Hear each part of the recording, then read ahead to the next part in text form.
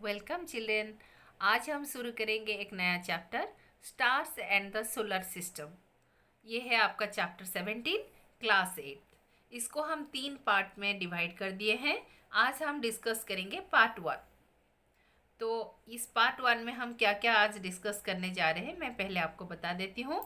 इसमें हम डिस्कस करेंगे what do we see in the sky, celestial body, the moon, phases of moon, the moon's surface, lunar eclipse। तो चलिए बच्चों, discussion शुरू करते हैं। बच्चों, यहाँ पर आपको हम सबसे पहले एक पिक्चर दिखाना चाहेंगे। यहाँ आप देख सकते हैं आसमान है, और आसमान में क्या देख रहे हो आप लोग? यहाँ आपको चांद सितारे दिखाई दे रहे हैं।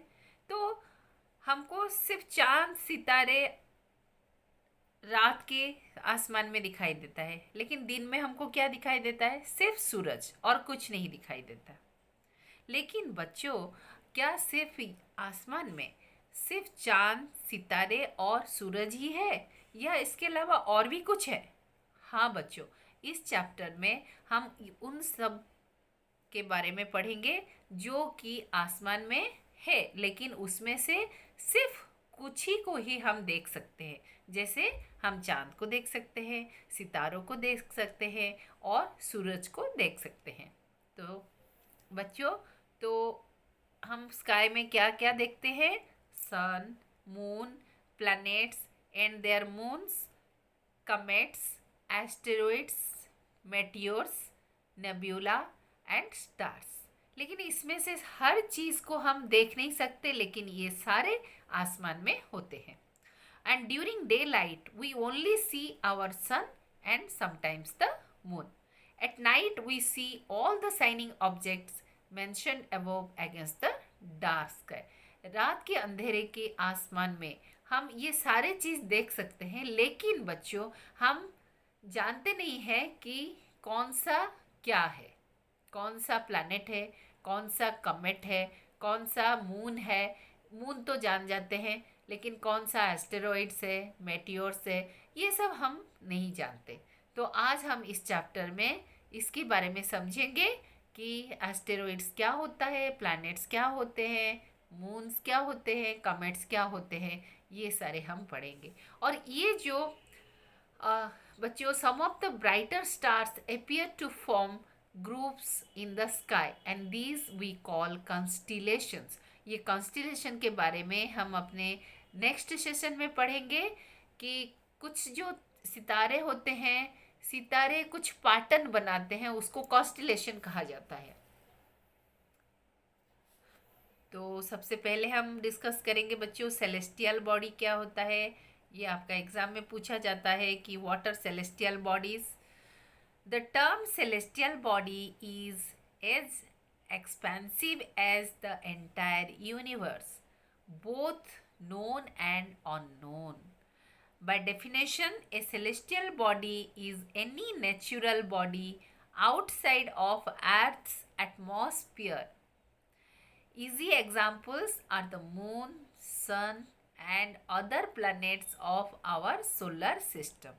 But those are very limited examples, and there are plenty of other bodies that still remain shrouded in mystery। मतलब बच्चों, सेलेस्टियल बॉडी हम किसको बोलते हैं?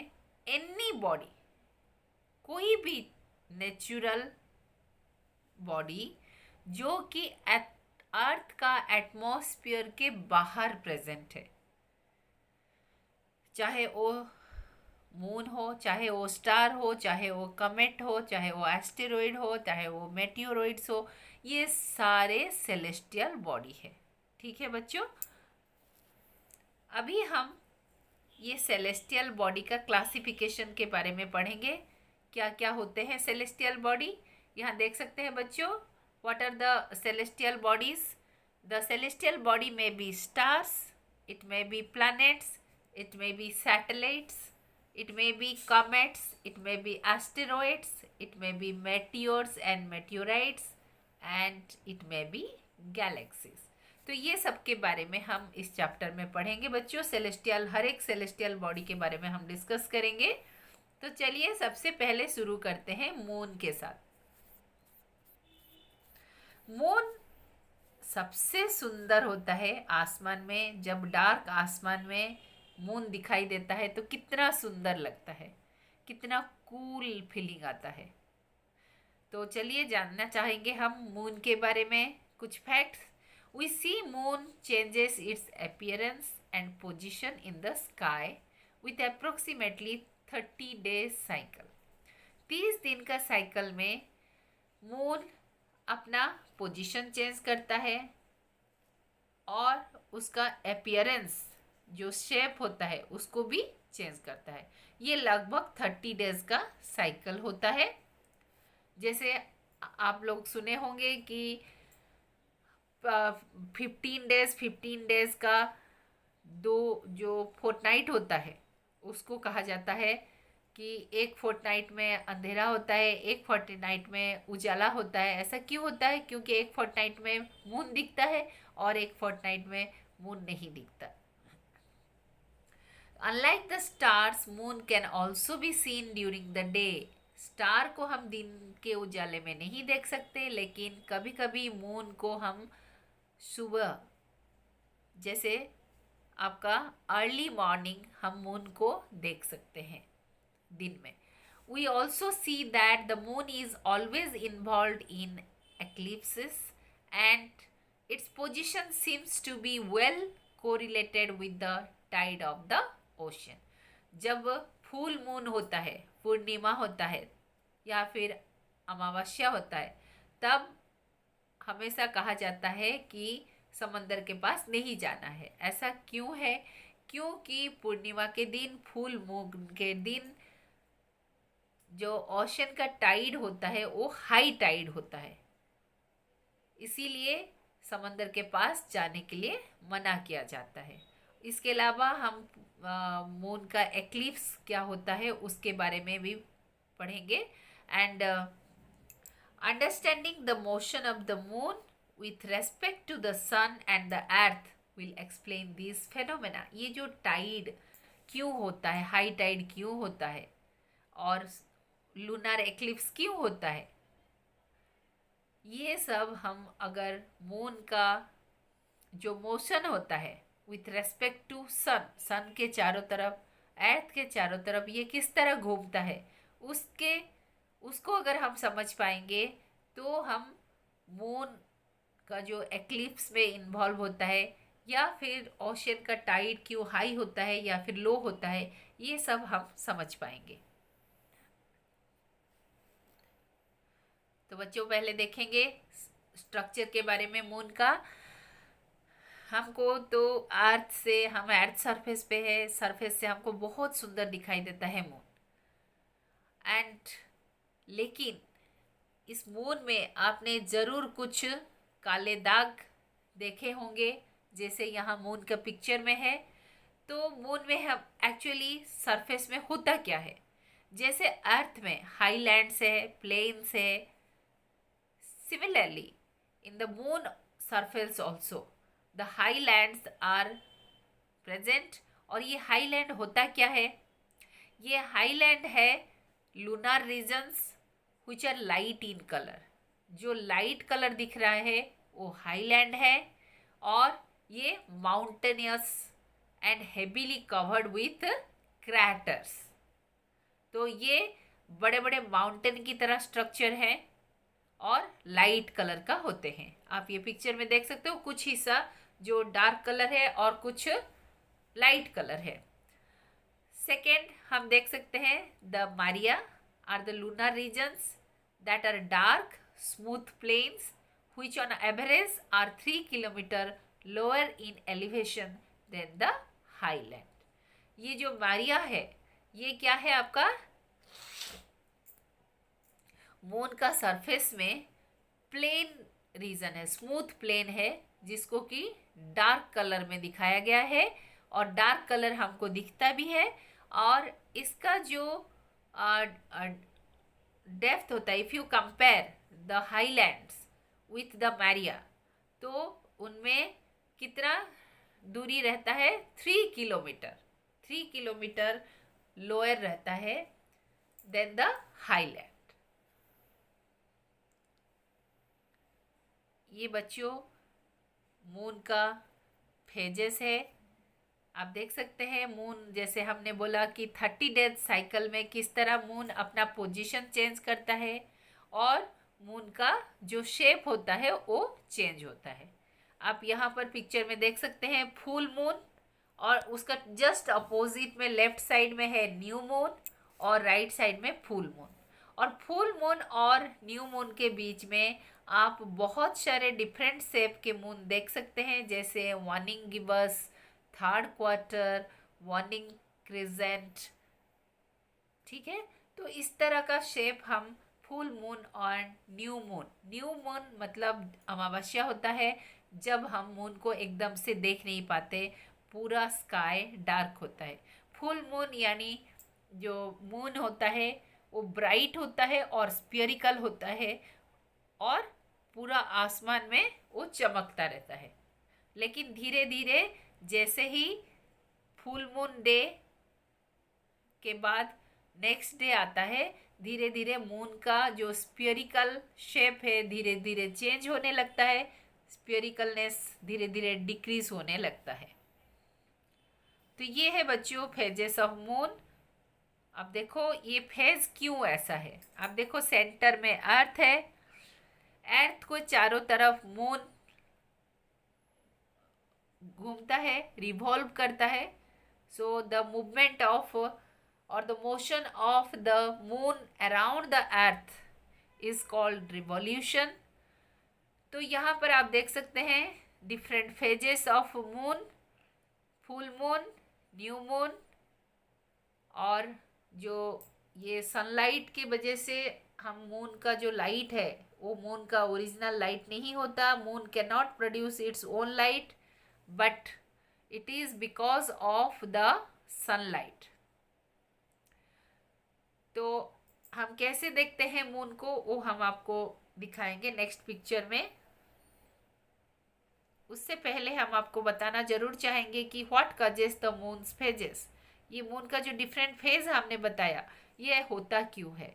The phases the moon goes through are caused by 2 things. 2 reason है इसका। The moon revolving around the earth, एक है अर्थ के चारों तरफ घूमता है मून। दूसरा रीजन है the moon reflecting sunlight towards the earth. देखो बच्चों, हम जानते हैं कि कोई चीज़ को, हम लाइट चैप्टर में पढ़े हैं, कोई चीज़ को जो कि लाइट प्रोड्यूस नहीं करता उसको हम कब देख पाते हैं? जब उसके ऊपर लाइट गिरता है और उससे रिफ्लेक्ट होके आकर हमारे आंखों के ऊपर गिरता है, तभी हम किसी ऑब्जेक्ट को देख सकते हैं। तो मून का खुद का लाइट नहीं है, तो मून को फिर हम कैसे देख सकते हैं? मून इसको हम इसीलिए देख सकते हैं क्योंकि मून के ऊपर सनलाइट गिरता है और सनलाइट रिफ्लेक्ट होके हमारे आंखों तक पहुंचता है, तब जाकर हम मून को देख सकते हैं। लेकिन ये मून का जो पोजीशन और शेप क्यों चेंज होता रहता है? क्योंकि मून अर्थ के चारों तरफ घूमता रहता है, लेकिन हम अर्थ के साथ घूमते हैं, इसीलिए मून का पोजीशन हमको हमेशा चेंज होता हुआ दिखाई देता है और उसका शेप भी चेंज होता हुआ दिखाई देता है। And half of the moon is always lit, not just the portion we see. However, sometimes we only see a profile of the lit portion of the moon. Certain phases of moon results depending on its orbit, and the moon's orbit is responsible for the phase changes we see. तो moon का orbit क्या है बच्चों? जिस path में moon, आप यहाँ देख सकते हो, जिस पाथ में मून अर्थ के चारों तरफ घूमता है उसको कहा जाता है ऑर्बिट। और ये ऑर्बिट की वजह से मून का कभी एक हिस्सा हमेशा उजाले में रहता है और एक हिस्सा हमेशा अंधेरे में रहता है। ठीक है, तो ये हुआ आपका reasons why the phases of moons are there. अभी हम देखेंगे कि ये फेजेस ऑफ मून किस तरह हमको दिखाई देता है। यहाँ आप देख सकते हैं बच्चों, ऑरेंज कलर से हमने सन को दिखाया। सन रे जाकर गिर रहा है आपके कहाँ, किसके ऊपर, मून के ऊपर, और मून से रिफ्लेक्ट होकर light falls on the earth and we can see the lead part means जो जिस पार्ट के ऊपर, मून का एक हिस्से के ऊपर ही सन का रे गिरता है, दूसरे हिस्सा अंधेरा रहता है। इसलिए जिस हिस्से में सन रे गिरता है और रिफ्लेक्ट होकर अर्थ तक आता है, यानी हम तक पहुंचता है, तो हम उसको देख पाते हैं। अभी बच्चों हम एक एक्टिविटी करेंगे। ये एक्टिविटी समझने से हमको समझ में आ जाएगा कि किस तरह मून अर्थ के चारों तरफ घूमता है। टेक ए बिग बॉल और picture, paint half of its white and half black. एक बड़ा बॉल ले लीजिए, उसको आधा पेंट कर दीजिए ब्लैक कलर से और आधा को व्हाइट से पेंट कर दीजिए। Go out into the playground with two of your friends. Draw a circle of radius of about 2 meter on the ground. Divide the circle into 8 equal parts as shown in the figure. मैं आपको picture दिखा रही हूँ, जैसे picture में दिखाया गया है वैसे आप अपने फ्रेंड के साथ ग्राउंड में जाइए और इस तरह एक सर्कल बना दीजिए और उस सर्कल को 8 पार्ट में डिवाइड कर दीजिए। उसके बाद क्या करना है बच्चों, start at the center of the circle. Ask a friend to hold the ball at a different point of the circle. Ask her to keep the white portion of the ball always towards the sun. If you are performing this activity in the morning, then the white portion of the ball should be kept towards the east. If the activity is being performed in the afternoon, then the white portion of the ball should be kept towards the west. ऐसा क्यों रखेंगे, आपका आप बीच में खड़े रहोगे यानी आप अर्थ बन गए, और जो मून है, मून एक ऑर्बिट में घूमेगा, यानी जो सर्कमफेरेंस है सर्कल का, उसमें आपका जो दूसरा दोस्त है वो बॉल को लेकर घूमेगा।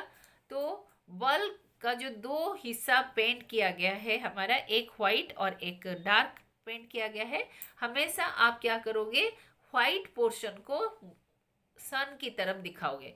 तो आप जानते हो कि सुबह ईस्ट में सनराइज होता है, इसीलिए अगर आप सुबह कर रहे हो ये एक्टिविटी, तो आप जो व्हाइट पार्ट होता है, white painted part should face towards the east. और अगर इवनिंग में आप कर रहे हो या फिर आफ्टरनून में कर रहे हो, तो सन का जो लाइट पेंटेड पोर्शन है वो वेस्ट की तरफ फेस करना चाहिए। Standing at the centre of the circle, observe the visible white portion of the ball while your friend stands at the point of the circle mark. हमने जैसे 8 point में divide किया है, आप देख सकते हो ये पिक्चर में, और वैसे पॉइंट में आपका दोस्त वहाँ पर खड़ी रहेगी बॉल को लेकर, और सूरज की तरफ घुमाकर अगर खड़ी रहती है तो आप जरूर देखोगे कि आपको हमेशा एक जैसा मून दिखाई नहीं देगा। ठीक है, आप जरूर देखोगे कि मून का जो लाइट पेंटेड पोर्शन है, वो पोर्शन आपका जो शेप है वो चेंज होता हुआ आपको दिखाई देगा। यहाँ पर इस पिक्चर से हम आपको और अच्छे से समझाना चाहेंगे बच्चों। ये आप देख सकते हैं कि the sun is there and around the sun the earth is revolving, and around the earth the moon is revolving in its orbit. Now, sun is static. It is not revolving around anything. But sun can rotate around its own axis. सन का खुद का axis के चारों तरफ घूमने के लिए 27 days लगता है। आप देख सकते हो यहाँ पिक्चर में लिखा हुआ है, जो सेंटर में है बड़ा सा पिक्चर है ऑरेंज कलर का, येलो कलर का, that is the sun, that represents the sun. Sun एक जगह पर टिका रहता है, लेकिन खुद के चारों तरफ वो घूमता है, खुद का एक्सिस के चारों तरफ वो घूमता है, उसका उसको कहा जाता है रोटेशन ऑफ द सन। और सन का रोटेशन कितना दिन लेता है? 27 डेज। ठीक उसी तरह सन के चारों तरफ अर्थ घूमता है, उसको कहा जाता है रिवॉल्यूशन। और अर्थ को रिवॉल्व करने के लिए कितना दिन लगता है? 365 डेज। और अर्थ खुद के एक्सिस के चारों तरफ रोटेट करता है, that is called rotation of the earth. And it takes 24 hour to complete one rotation. एक रोटेशन कंप्लीट करने के लिए अर्थ को 24 आवर्स लगता है। अभी अर्थ के चारों तरफ मून घूमता है, तो मून का जो है ऑर्बिट, जिस ऑर्बिट में अर्थ के चारों तरफ वो घूमता है, उसको कहा जाता है revolution of moon. And the revolution of moon is 28 days. ठीक है बच्चों, तो इसी तरह सन के चारों तरफ अर्थ मूव करता है, अर्थ के चारों तरफ मून मूव करता है।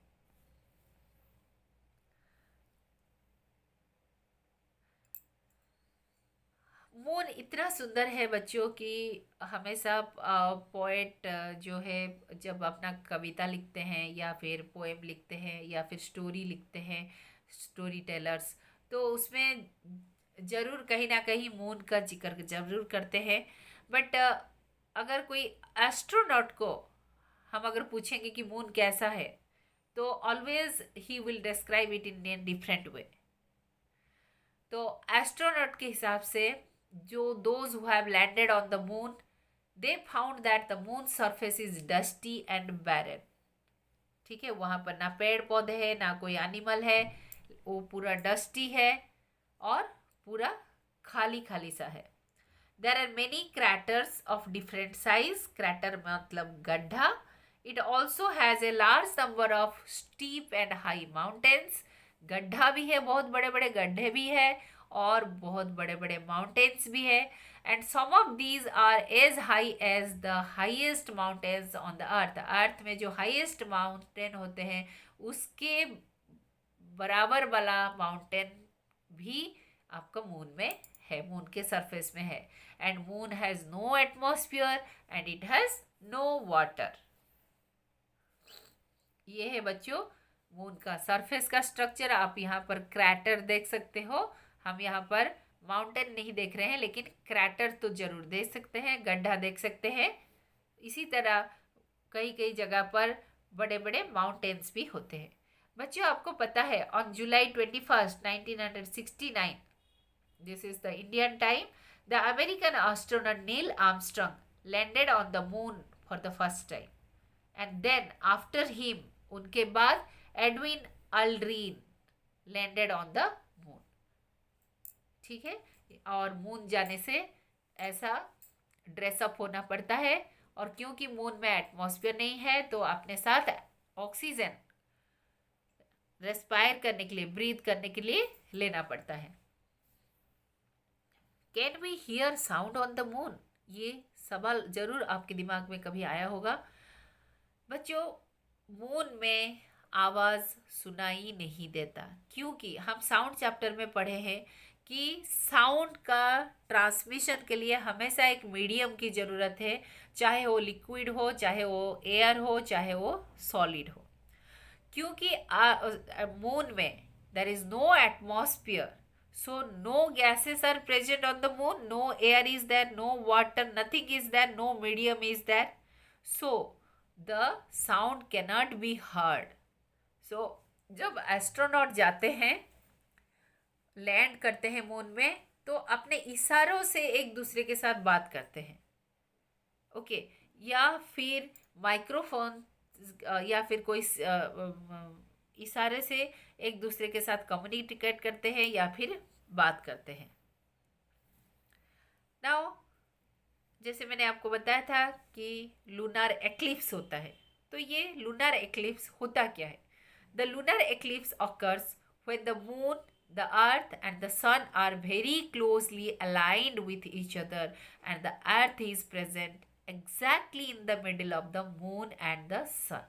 बच्चों ये लूनर एक्लिप्स यानी हम मून को देख नहीं सकते, अंधेरा हो जाता है। ऐसा क्यों होता है? जब सूरज और चांद के बीच अर्थ रह जाता है तब क्या होता है? सन रे cannot fall on the moon, moon के ऊपर नहीं गिरता, तो फिर वहां से लाइट रिफ्लेक्ट होकर अर्थ के ऊपर आने का सवाल नहीं उठता। इसीलिए हम मून को देख नहीं पाते। और ये फुल मून होते हुए भी कुछ देर तक ये एक्लिप्स होता है।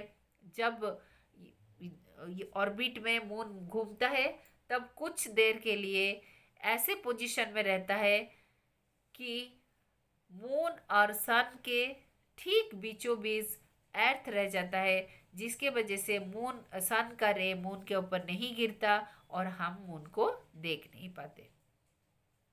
और मून सन का रे किसके ऊपर गिरता है? अर्थ के ऊपर। और अर्थ का एक शैडो होता है, छाया होता है, जो कि मून के ऊपर गिरता है।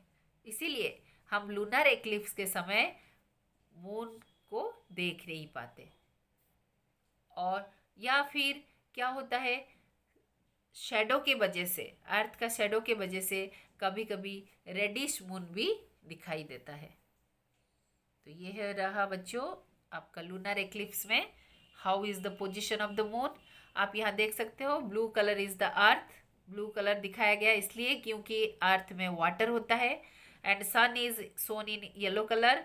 और यहाँ आपको मून दिखाया गया है, that is red and green, and the upper most moon is in the white and green colour. ऐसा क्यों दिखाया गया है बच्चों? क्योंकि मून जब अर्थ के चारों तरफ घूमता है तब ऐसा एक कंडीशन आता है, आप देख सकते हैं कि सन एंड मून के बीच अर्थ है और सन का रे अर्थ के ऊपर गिरता है और अर्थ का जो शैडो क्रिएट होता है that shadow falls on the moon, और मून हमको रेडिश दिखाई देता है। ठीक है, और ये हुआ रीज़न आपका लूनर एक्लिप्स।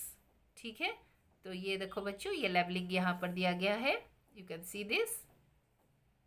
ठीक है, तो बच्चों आज इस सेशन में हमने एक सेलेस्टियल बॉडी के बारे में पढ़ा। वो सेलेस्टियल बॉडी है मून, और ये मून के बारे में हमने उसके सरफेस के बारे में पढ़ा, लूनर एक्लिप्स के बारे में पढ़ा, और वहाँ पर क्या कैसा कैसा स्ट्रक्चर होता है उसके बारे में पढ़े, और why we cannot hear the sound in the moon, that also we learnt।